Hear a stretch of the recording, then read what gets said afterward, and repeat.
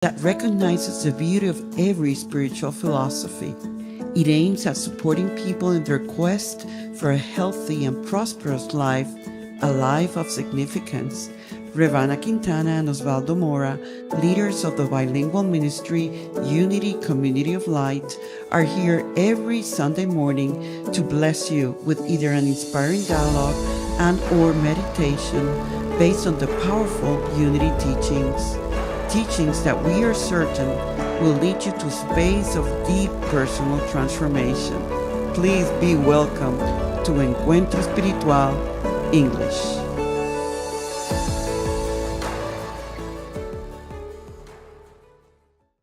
During Encuentro Espiritual English, we have been providing you with the series Healing is Possible. Now we're going to add an extra, and it is that starting on Monday, November 6th at 8:30 in the morning for 7 weeks, we are going to be offering a bilingual meditation on healing. It's really a meditation focused on affirmations of healing to help you restore your health. So I hope you can make it. It will be through Zoom, and there's more information on our website, unitycoml.org events. We look forward to having you and really expand on this consciousness of healing is possible. Namaste.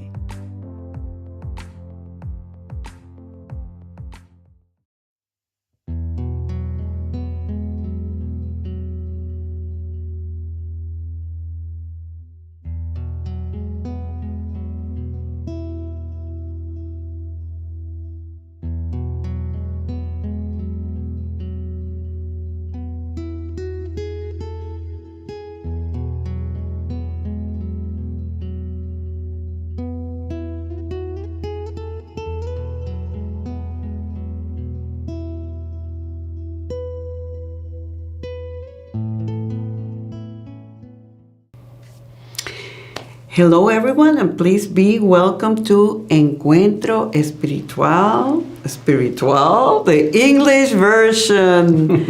I am Reverend Ana Quintana, and I'm here next to two wonderful human beings. The first one being, who are you? Osvaldo Mora. And who are you? Julie Johnson. And the three of us are here, and we have been here for the last 4 weeks, and we will continue to be together for the next 5 weeks because we are in a healing journey. This series is called Healing is Possible, and we are discussing the story of my beloved Reverend Mother, Julie Johnson, and her little girl who was diagnosed with a gene-based disease, cystic fibrosis, when she was 5 and was told that she had only 2 years to live. And Julie found the right and perfect help to change her thinking, change her energy, change her outlook of life, change her definition of God, change her definition of herself, to bring about healing in her daughter, but also healing in her. And we've been exploring what specifics Julie got involved with in order to bring about this healing. For Leslie lived to be 50, and it's really a story of the power of prayer, of the power of consciousness. Today, we have named this show, Love in Us is What Heals. We already have people approaching us to know more information about Julie, and we would like to let everyone know that all this is written in a book she wrote a couple of years ago called Women Who Take Our Breath Away by Julie Torres Johnson. It's available in Amazon, and you're more than welcome to get the story, and perhaps as you continue to be on this journey, watching us on Sunday mornings and then doing the meditations afterwards, reading the story might really enhance the work and the transformation of consciousness that we hopefully would like for you to get fully engaged in. Julie, why is love so important, an important aspect of our healing journey? Well, because God is love, and that energy that we call God is an energy of love, and love heals anything and everything. So we need love to be first in our lives if we want to have anything special happen, anything good happen in our lives. And in your case, like you have shared before, you found yourself in a place where you didn't have a real profound connection with spirit. You did grow up in a church, in church environment, and there was some sort of faith, but it was an anthropomorphic God. You saw yourself being abandoned by the husband, the father of your 3 children. Your daughter is diagnosed with this disease, and you find yourself trapped completely. Yes. You attract the right and perfect help in the practitioner, and she immediately tells you that if you cannot get yourself out of there, nothing can work either in your life or in Leslie's lives. Yes. What would you say was the biggest factor in helping you shift to a space of love? I would say the biggest factor was that she said that healing was possible for Leslie. And of course, she had been diagnosed with a terrible diagnosis that she would be dead by 7. So she convinced me that healing was possible only if I could lift my consciousness to the healing power of love. If I could lift my consciousness to that, then that would spill over to her and she could be healed. And I was desperate for anything, and I was willing to do anything. And so that was my first realization that love heals, but I discovered that it does. And so what you're saying is that your desire for your daughter to stay alive was so intense, of Right. course, as a mother to a child, that you were willing to work on whatever was needed to be worked on in order to bring that about. And I would like a reaction from you, Osvaldo, because being a spiritual leader like you are, that it's really fascinated by the unity teachings on our 12 powers, being the DNA of our Christ, divine nature. Most of us, when we start on a healing journey, we get emphasized on faith. And I believe that faith is key to allow you at least to start walking towards a different direction. You're not getting any concrete point of reference, but there's something internal that is supporting you as you go through that threshold of moving from one state of consciousness to the other. And last week, when we talked about stepping the unknown, it's really through faith that we're saying, I dare to move myself to another way of thinking or living or contemplating life and God. But now Julie's telling us that the lady, the practitioner, the mentor, did not emphasize that much on faith, but love. We love a reaction from you, being a healer yourself. I'm just putting together in the first circle Wheel. of identity, the wheel of identity in the powers. And if we keep only faith, it is like a blind faith. But of course, in order to get the journey, to be in the journey, as Julie did, it involves a comprehensive faith. You see? So once we are in this path, understanding what's going on, it's like, what is it that I need right now? I need love. And how I know that I'm experiencing this energy is because I am feeling the possibility of a new life. Because that's what love does. Love gives us another opportunity. Love gives us as many chances as we need, as we want, as we ask. And once we get there, we are involved in this vibration of love, knowing that this is my new opportunity that love gave me in my new stage. You know, that's perfect because it almost feels like you're reading my mind, Oswaldo, because that's exactly what happened to me. You know, before I got into the faith thing, because I wasn't sure I believed this could happen, and she said, you've got to change your whole way of thinking to a thinking of love and change your belief in God as a God of love. And I started doing it, not believing anything, not having any faith that it would really work, but I was desperate, and I thought, I'll do whatever she tells me to do if this is going to work.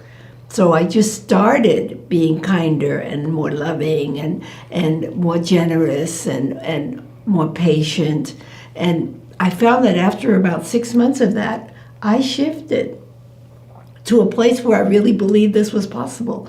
But I didn't believe it at first. You know, I had to just shift into that. And once I shifted into that faith, then things started to happen. So what I'm reading here, I'm thinking here, that love was like a cleansing agent. Because there's only, like the Course in Miracles says, either love or fear, right? Those energies. And it means that if we're not vibrating in love, it's that there's really an abundance of fear. Correct. And how can anything grow in a space of fear?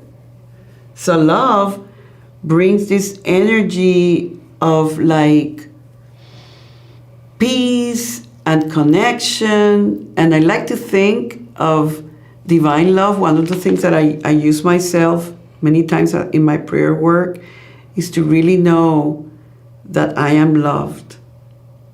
That divine love, not only it's me, but even as in my humanity, when I don't have access in my limited level of thinking, I can tap into that divine love. There's one affirmation that I love that I think summarizes this essence, and it's like I am loved, all is well. Right. I am loved, all is well. I am loved, all is well. And you start shifting.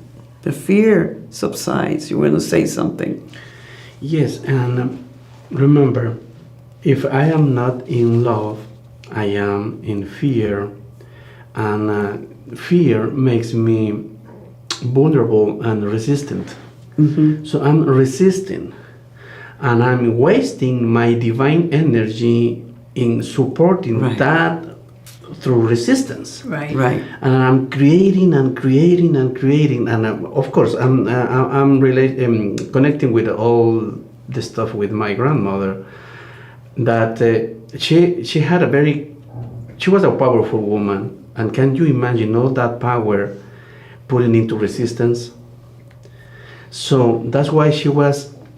It was almost impossible for her to defeat all of this, because it was her own power against herself.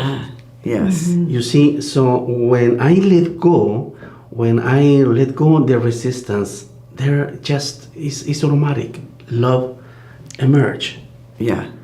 But if I fight, I won't get anything, Right. because I'm fighting against myself. Because you are love and we are love and there's only love. So it's almost you're going against the current, the life force. And what I think and we know Alice did was really point you out to another reality that you were willing to explore and be and have the prayer practice that will continually shift you. It's almost like you are redesigning yourself before anything could be expressed in the physical realm. Exactly. Multiplying, extending love instead of multiplying fear. I had had a whole lifetime of multiplying fear. So this was a whole new shift for me.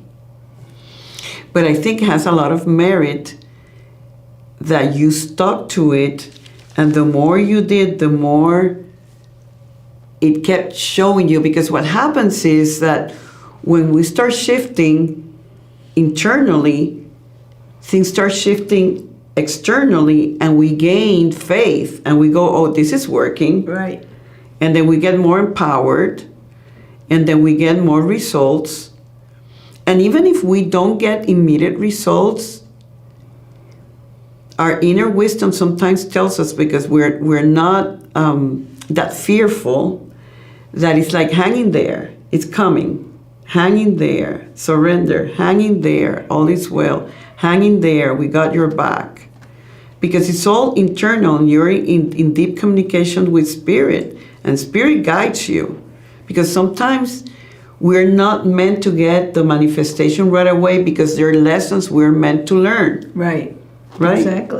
Exactly. And the truth is that as you work the program, you don't even notice you're shifting.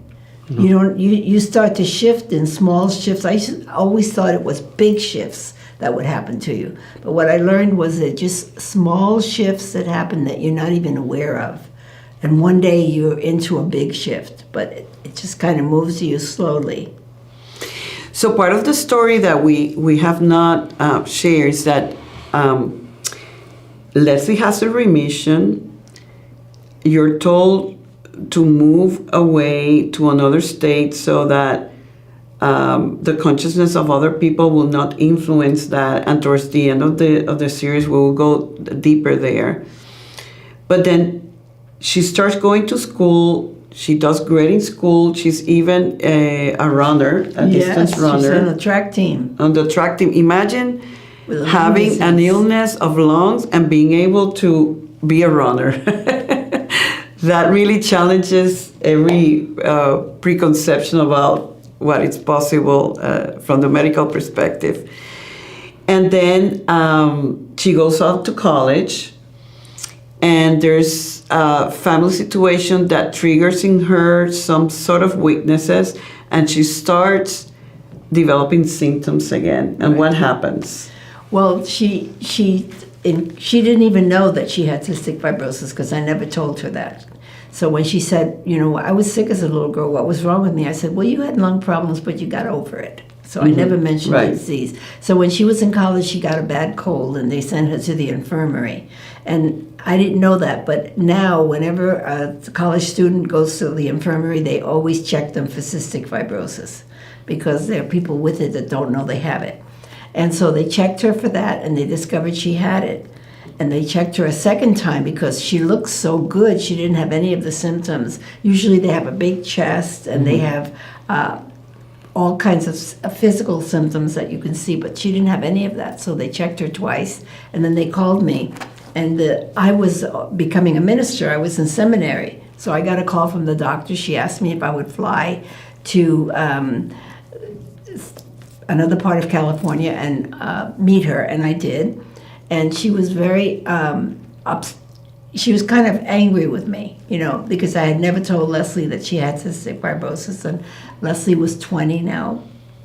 And she said, well, then we have to go in there together, her and I, and tell her about her disease. And I said to the doctor, well, look at how beautiful she looks. She doesn't have any symptoms. She's perfectly healthy. She's never had pneumonia.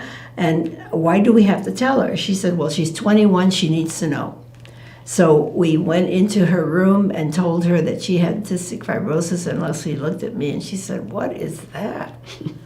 And the doctor said, this is a disease, and gave her all kinds of information. And she started manifesting the symptoms. And within, I would say, a year, she started manifesting some of the symptoms of the disease that she had never manifested before, because, as the doctor said, she needs to know about her disease. And you see the correlation of shifting your consciousness from being a healthy person into a sick person impacted her body conditions. But if I recall the story, you started again now, 20 years later, doing affirmative prayer work again, and she got better, right? And she would say, I may have cystic fibrosis, but cystic fibrosis does not have me. And so she had a wonderful 20 years, graduated from college, married a healthy young man, was very happy, had a great business, and raised $500,000 for the cystic fibrosis cure that didn't come in time for her. But she, even though she started manifesting a few symptoms, she still lived a very normal and wonderful life. And then afterwards, she did have some periods in which she would be more vulnerable, but each time she would go into that, she would get the right medical help and the right prayer help. Exactly. We kept her healthy. But then fast forward, she's already in her 40s, and this is like 2008. I knew you. We had met in 98. You had gone back to California, and I remember you calling me and saying, Leslie, it's in a coma. I need you and the people in the island that I know are so heart-centered to pray for Leslie. And she came back from the coma not only once, but twice. Can you share some of that? Yeah, well, part of the story. What happened was that the breathing machine destroys lung tissue. So it's very rare to put a person with cystic fibrosis on a breathing machine. But they had to put her on one because she went into a coma. So they put her on this breathing machine, and they was going to keep her on there for 7 days. And after 3 days, she was doing so well, they took her off the breathing machine, and she just recovered completely and went home and lived a normal life. She died at 50, and she didn't really get sick until she was 48. I mean, really sick where she didn't bounce back. But she lived another 2 wonderful years with her husband and her family, and was perfectly fine. And then one day they went into, when she got sick, when she'd get sick, sometimes they'd give her a pulp. They would put a little needle in her chest. The port. They'd put a port in there for her. And so we went, she got sick and they put the port in, and we went back to the hospital to remove the port. That's all we were going there for, which is a simple little thing. And I was in her room and she said, Mom, I'll be back in 15 minutes. I'm just going to go have this port removed. And she went, when they removed the port, she went again into another coma. And so they had her in the hospital for another week, another 3 or 4 days, and she bounced back perfectly fine. But she, if I recall the story, she bounced back because I remember you telling me that immediately you went in and said, we need to keep her in a place where it's fear-free. We're going to create like a sphere of love, and then that you would go in the morning until night and just place affirmative affirmations in the headphones, and that you didn't allow other members of the family, only her husband, because you knew that if that space would be contaminated with fear, right, she will not get out of that space. Exactly. Am I recalling yes. it right? I didn't even allow her husband or her brother or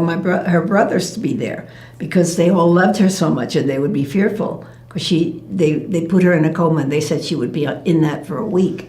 Well, after we put those headsets on her, and her husband and I arrived every day at 7 and stayed till 7 at night, and all that time I was just reading affirmations or praying for her or just knowing that she was fine. In 3 days she was fine, and they took the tubes out, and she went home and was perfectly normal. The doctors couldn't believe that she had that kind of a comeback. Doesn't love heal? But there was only love in that room. There was no Only love. fear in that room. And how fascinating that you had the courage to take a stand and say, I don't need to be a people pleaser. Right. Mm-hmm. I know how this works, and I need to make sure that the consciousness that stays in this room is love-filled. Absolutely. And I was criticized greatly by the family, because imagine saying the family can't come and see her. But it worked incredibly. And then I had somebody come in at 7 when we left to sit by her bed and read affirmations to. She was in a coma, but they still sat there and read affirmations to her until 10 o'clock at night, every day. Would like to get your reaction to this. Isn't this like mind-blowing? It's I'm just seeing Julie doing all of this, and it's exactly what I should do, because this is the space where I need to. Because actually, that's what I do in my house, and this is my house is fear free, is obligation free. It's not obligation; it's responsibilities that we have, and we share all of those. So in my house, there is no impositions, because you have to do what you feel to do. Right. Because we don't want resistance in Right. there. You see, and of course, if something like this will happen, no good. it's like I should do the same thing. Just love, and if you are allowed to express love, welcome. If you're coming here to cry, bring in fear, Or criticize, or criticize, or whatever, this is not the moment. Exactly. You see, it's with all of my love, I cannot let you in. Exactly. And that's what, it's more or less like Buddha says, that everything that people gives me is a gift that I can accept or reject. So if what I'm bringing is not good, is not part of this, I won't accept it. And that's very plausible. I really admire you for that. In that hospital in California, no woman had ever survived being put on a breathing machine twice. So she was the only woman that had ever survived that, being, because it destroys lung tissue. So nobody with cystic fibrosis had ever been on a breathing machine twice. and you know what I'm receiving right now, that in truth, love never fails. We just fail to love Exactly. and to be in that vibration. And your story clearly has proven that. Yes. That love wins, that love never fails. And it's a journey of love, really. Absolutely. And even her husband would keep in touch with all the friends and the family, loving them, thanking them for letting us have this time. Yeah. And keeping in touch and letting them know how Leslie was doing. So he was filled with love too. Yeah.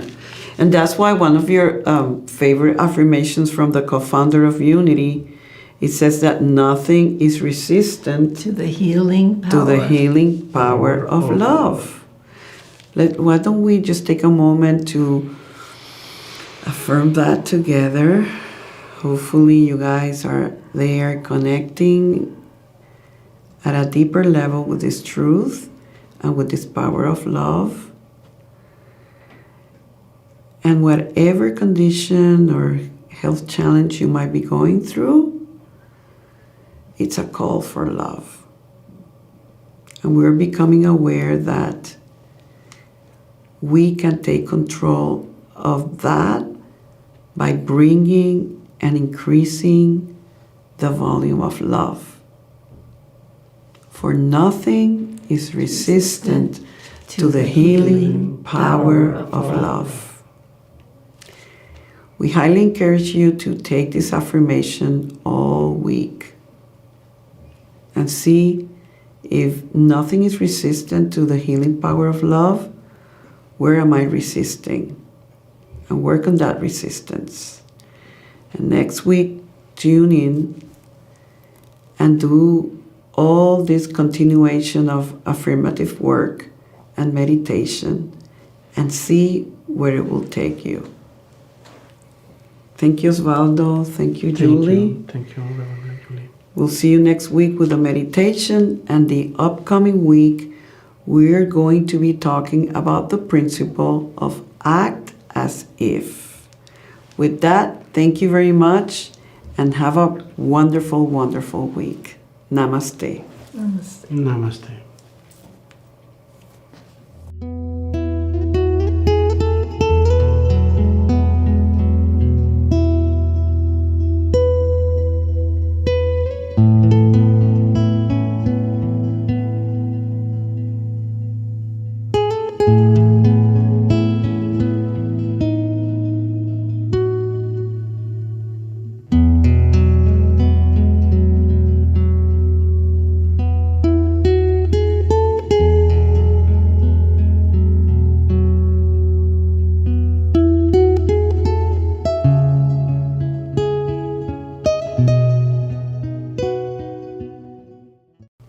Unity COML, Unity Comunidad de Luz, Community of Light, it's a ministry of love, big commitment to help everyone who's ready explore principles of truth that can really bring healing, prosperity, and all the good that God always has in store for each one of us. If you feel truly in your heart that we are serving you and that you feel that you are expanding in every way and would love to give back and make sure that others are benefited just as well, we highly encourage you to donate. Do a love offering based on the love, appreciation, gratitude, and joy that you are receiving from the source to transform your life. Visit us at unitycoml.org and do what is yours to do from that place that knows that there's abundance for all. As always say, asking is giving, and that's how we support our ministry, your needs, our help, and everything goes together. Divine love, through you, through us, blesses and multiplies all that we are, all that we have, all that we give, and all that we receive. And so it is. So it is. Amen.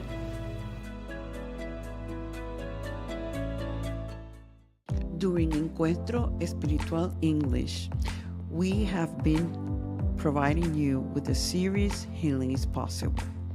Now we're going to add an extra, and it is that starting on Monday, November 6th at 8:30 in the morning for 7 weeks, we are going to be offering a bilingual meditation on healing. It's really a meditation focused on affirmations of healing to help you restore your health. So I hope you can make it.